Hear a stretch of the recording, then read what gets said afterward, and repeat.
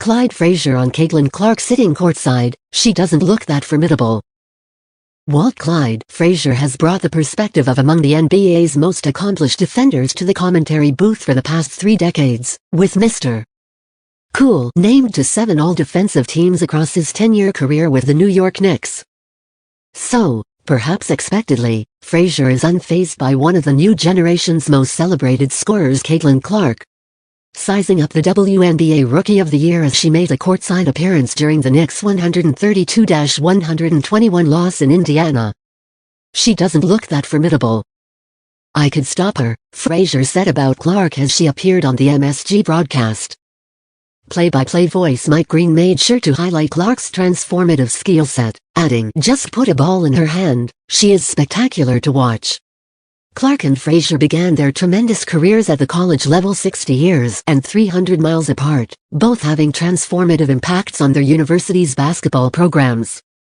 Frazier committed to Southern Illinois while the Salukis were still a Division II program, becoming a 2-time All-American at the lower level of college basketball before making the leap to Division I before his senior year, where he helped CU defeat Marquette 71-56 in the 1967 National Invitational Tournament final. The NIT was still considered a premier college tournament due to the NCAA tournament's restrictive eligibility requirements.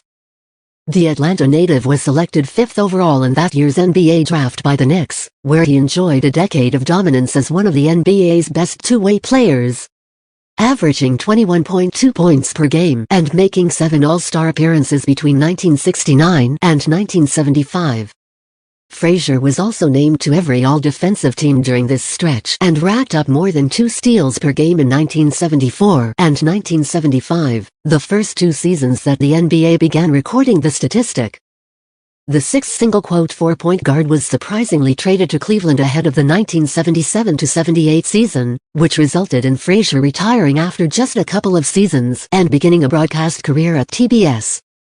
Frazier began his current role with MSG in 1989 and has become famous for a witty, rhyming commentary that won him the Kurt Gowdy Award for Electronic Media in 2022. The first player who was inducted into the Hall of Fame as a player to do so.